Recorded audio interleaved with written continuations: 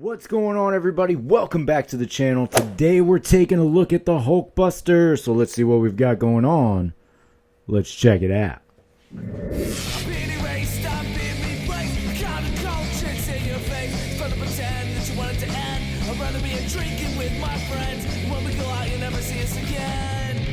As promised, today we'll be taking a look at the Hulkbuster. Let's see what we've got going on. Taking a look at the package, this thing is large. You've got a lot packed in there, a heavy figure, so I'm liking that. Box looks, complete, not a lot of empty spaces. Just from like a consumer perspective, that, looks like you're getting your money's worth. There's a lot in there, it's a big figure, and sometimes it boils down to those little things, right? We are celebrating 85 years still, so continuing down that line, a couple left to go, I think. Hulkbuster image on the side there. Flip it to the back, nice large image here. A specialized suit designed by Tony Stark. The Hulkbuster armor allows him to stand toe-to-toe with the Hulk when needed. Some important information down at the bottom there. Flip it to this side, you just get your logos at the top and bottom there. Let's get them out of the box. Fresh out of the box, this thing is large and in charge. I am digging it. I am expecting great presence on the shelf, and I do feel like it will deliver. I was totally considering not even buying this because I have the Select Hulkbuster, and I like that. I think it looks pretty good. Still to be determined on which one I prefer in the display, but I don't know. This one's looking pretty good. One thing I do notice, and I'll certainly take a look at some figures, the Tony Stark head seems to be a little bit large. I get it. It's a large figure, but I kind of feel like you want something that's going to be able to be used with your other Iron Man figures. In theory, this should be in 1/12 scale. The Tony Stark head should mix in with your other Tony Stark heads. So, I don't know. TBD on that. Alright, so you have your cylinders here, the sort of jet propulsion packs. They poured into the back. You'll see each one is carved, has a little bit of a cut on the side there. And then those just port right into the back on either side. For the shoulder and back plates, you'll see that they snap together. There's no porting on the back plate here, but you will see on each side of these plates, you do get a top and bottom port system. For the front, that does port into the arc reactor area in the chest indentation right there, so you'll see that as such. The alternate head fits on nicely. Looks really good on this. Again, I kind of want to see how it's going to pan out through the line, but looks great on here. You get the apparatus coming up around the cheeks there, so I definitely dig that. Just to give you a closer look so you can see what exactly is going on with this head sculpt. So pretty good head sculpt. I like what I'm seeing there.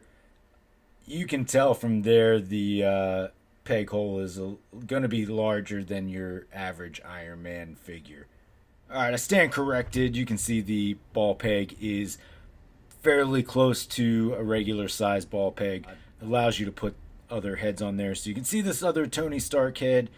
Obviously, you don't get the mechanics around the head itself, but shows you that you can fit those on there even still. As I suspected, though, the Hulkbuster Tony Stark head does look large on your average Iron Man figure.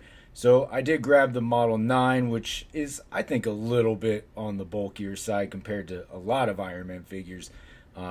Still comes out looking pretty big. So in a sense, that's a little bit disappointing. You'd want this to really scale in with the rest of your Legends, right?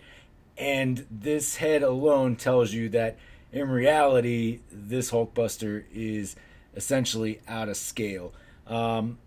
I think the suit itself can be as big as you really want it to be. I mean, it's definitely a big, daunting suit. However, Tony Stark doesn't get larger just because he's in the suit, right? So for me, it's just one of those, it's maybe a minor thing, but I really don't think it is a minor thing. It is showing you that it's not to scale here. For your hands, you do get your open hands. You can see here, those ones come right out of the package. You also get your set of fists. As far as the articulation, as you might imagine for a big character, there are going to be some limitations, but I do feel like this guy has some pretty decent movement for the size and scale of the figure. For the head, I mean, it's going to move around a little bit. You get some slide back and front. It's a big dome head, so you're not expecting much from this head sculpt. However, with the Tony head sculpt, you can get all kinds of movement. The neck is a separate piece, so you get the top and bottom movement from that. Of course, the head will go all the way around. You're still going to be limited as far as going forward.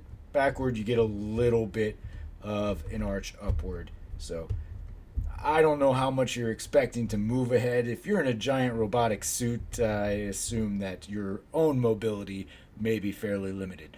Your shoulder pad pieces are on a ring that go around the sort of back of the shoulder there. So you can see they'll lift up, they'll move around a little bit on their own. The arms will go all the way around if you force it, but because of the shoulder pad, they'll stop right about there, and then again right about there. Arms will go out to about there, so nice even out there. You do have an upper bicep cut here, and then single jointed at the elbow, and you can see all of that in there. They did a really nice job here. I like the mechanics, how it looks. And then you do have your hinge at the wrist. You've got the upper diaphragm, so that gives you a lot of movement all the way around, and you can go wherever you want with that thing. You do have a hip swivel as well.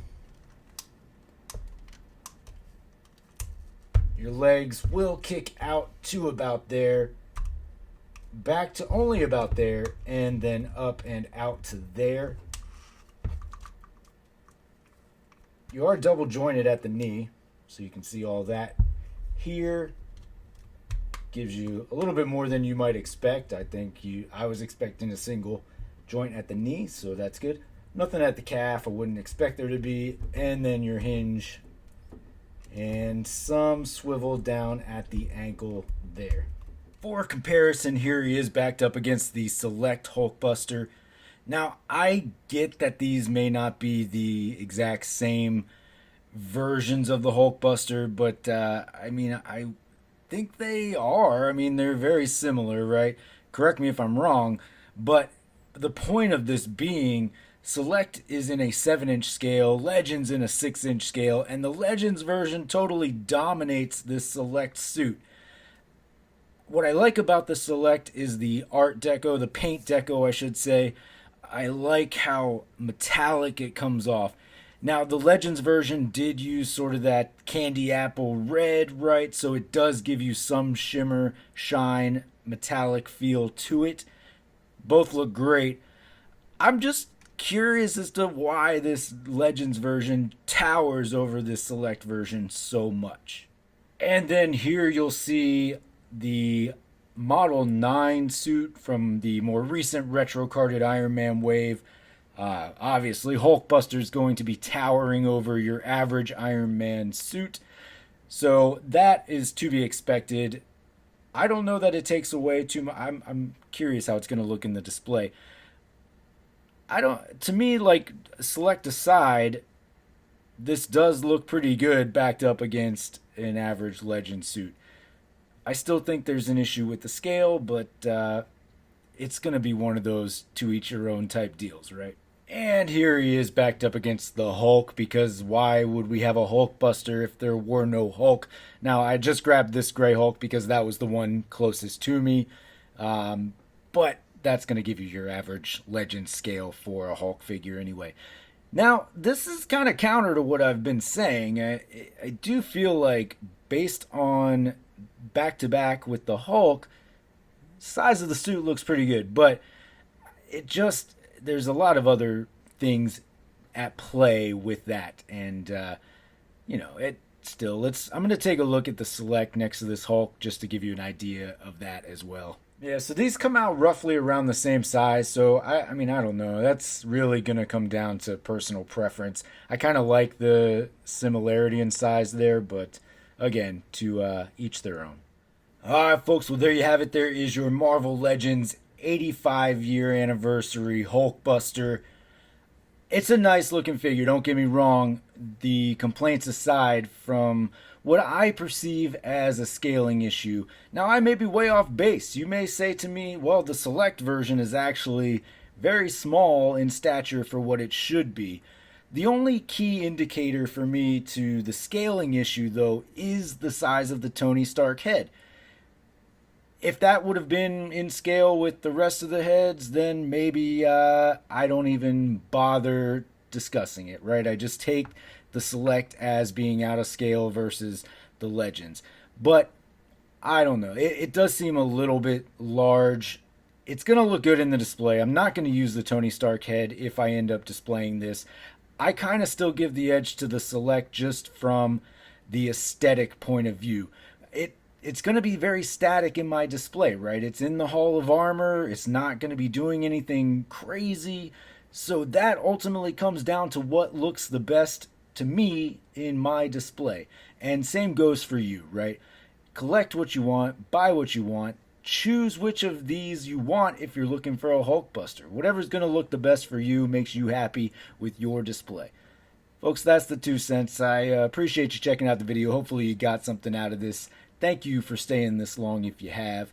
Of course, you can always find me on any of these socials down here. Most importantly, though, don't forget to hit that like and subscribe below. And until next time, take it easy.